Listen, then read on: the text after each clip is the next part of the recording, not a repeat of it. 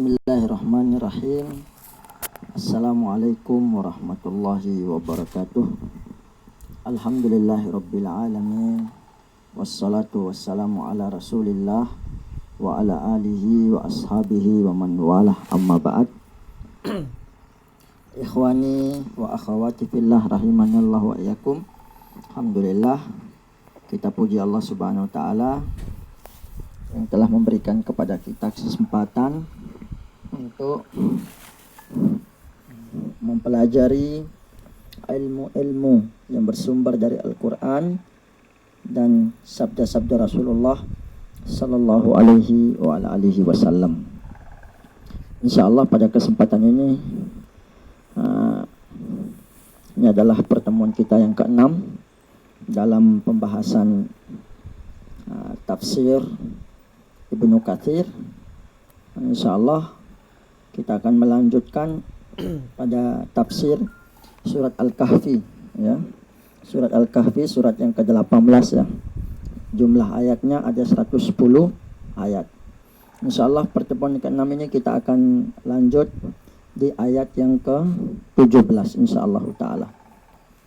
Alhamdulillah, kemarin kita telah menjelaskan bagaimana Ashabul Kahfi, ya, pemuda-pemuda yang Masya Allah mempertahankan akidahnya, ya, dan bagaimana hubungannya juga, bagaimana kisahnya Rasulullah SAW bersama sahabat Abu Bakar As-Siddiq yang masuk di Gua Thur untuk berlindung sebelum di dalam masa perjalanan hijrah dari Makkah ke Madinah. Ikhwani wa akhwati fillah rahimanallahu.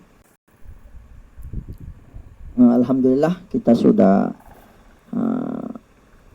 baca dan kita pelajari semua Ashabul Kahfi yang bertemu di naungan pohon, yang tujuan mereka tiada lain tiada bukan untuk memisahkan diri dari kaumnya agar mereka apa? Agar mereka bisa mempertahankan akidah mereka, yang melihat kaum-kaumnya yang sujud kepada berhala, yang melihat kaum-kaumnya itu menyembelih untuk berhala, sehingga mereka memisahkan diri mereka dari kaumnya.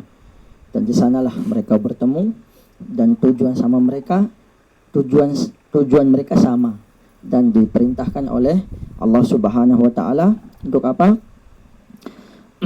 Untuk fa'bu ilal kahfi, ya, untuk mencari ke tempat perlindungan, yaitu di suatu gua, ya, sebagaimana sudah kita tahu kemarin. Nama bukit yang ada pada gua itulah Banglius.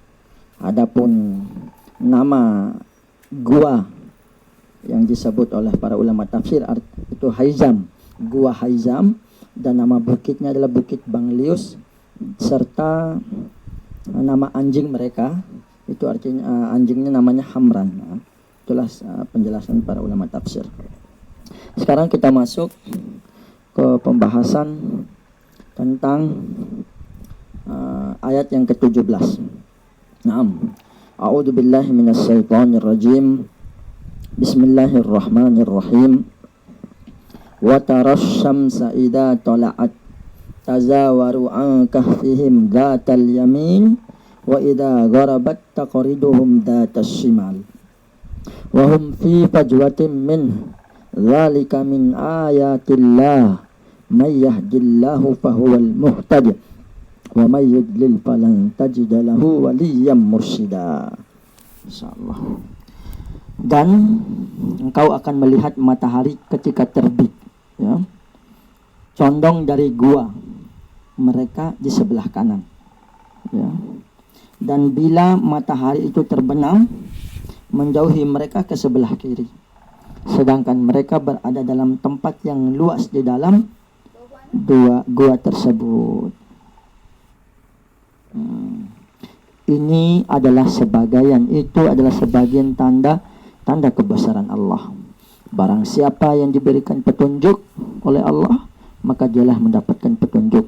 Dan barang siapa yang disesatkannya, maka kamu tidak akan mendapatkan seorang pemimpin pun yang dapat memberi petunjuk kepadanya.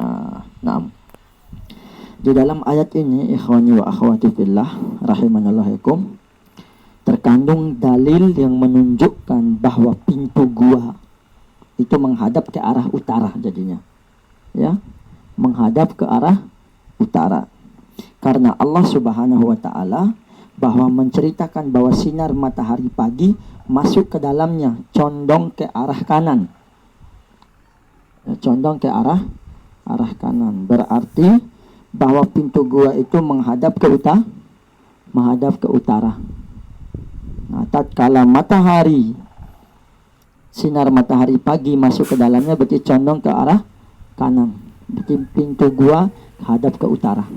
Datang cahaya matahari masuk ke dalam apa? Ke dalamnya condong ke arah kanan.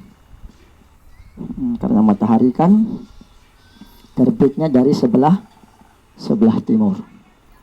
Nah, sebagaimana Allah berfirman, datal yamin, di sebelah kanan, yakni bayangan condong ke arah kanan gua itu. Ibnu Abbas, Sa'id bin Jubair, dan Qatadah mengatakan sehubungan dengan firman-Nya tazawar itu artinya condong. Demikian itu karena setiap kali matahari bertambah tinggi, maka sinarnya yang masuk ke dalam gua itu makin menyurut. Ya, sehingga manakala matahari sampai di pertengahan langit, maka tidak ada seberkas sinar pun yang langsung menyinari gua tersebut. Karena itu disebutkan dalam firman-Nya, wa idza gharabat taqriduhum datas shimal, apabila ya matahari itu terbenam menjauhi mereka ke arah sebelah kiri. Nah, ya, masuknya sinar matahari masuk ke dalam gua mereka dari arah kiri pintunya, sedangkan pintu gua itu berada di sebelah timurnya, yakni arah yang berlawanan. Pengertian ini menunjukkan bahwa apa yang kami katakan adalah benar, bahwa pintu gua itu menghadap ke arah utara. Hal ini dapat dimengerti oleh orang-orang yang merenungkannya secara mendalam serta berpengetahuan tentang arsitek dan falak. Ya, Masya Allah ya. Berarti pintu gua itu hadap ke mana? Hadap ke kanan, hadap ke utara. Hadap ke kalau matahari terbit, ya. Tatkala matahari itu terbit, condong dari gua mereka sebelah kanan. Nah, tatkala matahari terbenam, menjauhi mereka ke sebelah kiri. Nah, begitu. Selanjutnya, berarti kesimpulannya adalah pintu gua itu berhadap ke sebelah utara. Dengan kata lain, seandainya pintu gua itu menghadap ke arah timur, ya, tentulah sinar matahari itu tidak akan masuk ke dalamnya di saat matahari tenggelam. Ya. Seandainya pintu gua itu menghadap ke arah kiblat, tentulah sinar matahari tidak akan dapat memasukinya, baik di saat terbit maupun di saat tenggelam. Bayangan pintu gua pun tidak akan condong, insyaallah ya, baik ke arah kanan maupun ke arah kiri. Dan seandainya pintu gua itu menghadap ke arah barat, ya, arah kiblat maksudnya di sini adalah ke selatan ya, karena kiblat di saat di tempatnya yang ada di gua itu kiblat berarti menghadap ke selatan, ya, menghadap ke selatan. Arah kiblat menghadap ke selatan. Dan seandainya pintu gua itu menghadap ke arah barat, tentu sinar matahari di saat terbitnya tidak dapat masuk ke dalam gua, melainkan baru masuknya setelah matahari tergelincir dari tengah langit hingga terbenam. Dengan demikian berarti pintu gua itu jelas menghadap ke arah utara seperti yang telah disebutkan tadi. Masya Allah ya. Berarti pintu gua itu menghadap ke utara. Datang cahaya matahari maka akan condong sinar matahari itu masuk ke dalam gua tersebut. Tatkala masuk terbenamnya, sehingga tidak muncul lagi lah cahaya matahari itu. Jadi kalau pintu gua itu menghadap ke kiblat, yang dimasukkan di perkataan di sini adalah menghadap ke kiblat, maksud menghadap ke selatan. Karena arah di tempatnya gua berada itu kalau kiblat berarti Makkah itu hadap dari selatan. Nah, begitu. Tapi kalau kita di Indonesia kiblatnya kita ya arah barat.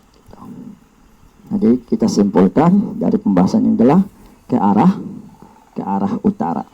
Berarti pintu gua itu di bagian utara.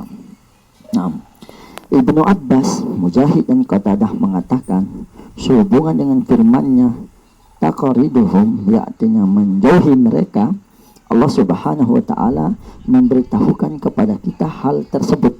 Dia bermaksud agar kita memahami dan merenungkannya, sekalipun dia tidak menyebutkan kepada kita tentang tempat gua itu berada, yakni di negeri mana adanya, sebab tidak ada faedahnya ya bagi kita untuk mengetahuinya atau tidak ada kaitan dengan tujuan syariat kita. Ya. Gua tempat para pemuda itu mengungsi kini telah ditemukan oleh para arkeolog Arab, ya, para penemu. Ternyata gua itu berada di negeri Yordania, ya. Yordania dekat dengan ibu kota negeri tersebut, ya. Nah, sebagai ulama tafsir, ikhwani wa akhwati fillah rahimanallahu, ada yang memaksakan diri lalu mereka mengemukakan pendapatnya. Dalam riwayat terdahulu dari Ibnu Abbas telah disebutkan bahwa gua tersebut berada di dekat Ailah. Ibnu Ishaq mengatakan gua tersebut berada di dekat Nainawi. Menurut pendapat yang lainnya juga berada di Romawi. Ada juga mengatakan berada di negeri Balkan. Memang di masa Ibnu Katsir yang menulis kitab ini, gua tersebut masih misteri. Tetapi alhamdulillah sekarang tempat mereka telah diketemukan berkat usaha pencarian yang gigih dari tim arkeolog Arab negeri Yordania. Sekarang gua itu ternyata ditemukan berada di negeri Yordania, bahkan tidak jauh dari kota Amman, ibu kota Yordania tersebut. Selanjutnya Ibnu Katsir mengatakan, seandainya mengetahui tempat gua itu di mana berada mengandung maslahat agama kita, tentulah Allah dan Rasulnya akan memberikan petunjuk kepada kita tempat gua itu berada. Karena Rasulullah Shallallahu Alaihi Wasallam bersabda, "Ma taraktu syai'an yuqarribukum ilal jannati wa yubaidukum minan nar illa waqad a'lamtukum bih." Kata Rasulullah Sallallahu Alaihi Wasallam, aku tidak akan meninggalkan sesuatu pun yang mendekatkan kalian pada surga dan menjauhkan kalian dari neraka, melainkan aku sudah beritahukan kalian kepada untuk mengetahuinya. Nah, jadi adapun pendapat-pendapat tadi yang walaupun pilihan pendapat yang tepat adalah tempat gua itu berada di Yordania. Nah, walaupun ada juga pendapat yang lain ada di kota ini, itu pun juga seandainya kita tidak mengetahuinya pun tidak berdosa bagi kita gitu. Kalau kita mengetahui tempatnya ya alhamdulillah, dan bahkan Allah dan Rasulnya tidak menjelaskan di mana tempat gua tersebut. Hanya Allah menjelaskan bagaimana keajaiban yang Allah tunjukkan kepada kita semua, bagaimana keajaiban Allah menjadikan pemuda Ashabul Kahfi ini menjadi salah satu tanda ayat-ayatnya.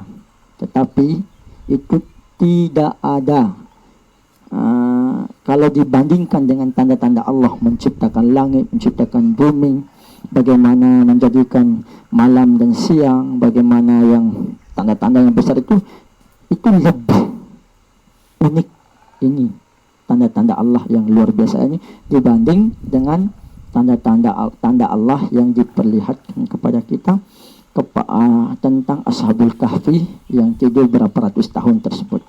Nah, jadi untuk kisah untuk kita ambil faedahnya. Allah Subhanahu wa taala hanya memberitahukan kepada kita tentang ciri khas gua itu, tidak menyebutkan tempat keberadaannya. Nah, Allah Subhanahu wa taala berfirman, "Wa tarasyamsa idza tala'at tazawaru an kahfihim." Dan kamu akan melihat matahari ketika terbit, condong dari gua tersebut mereka.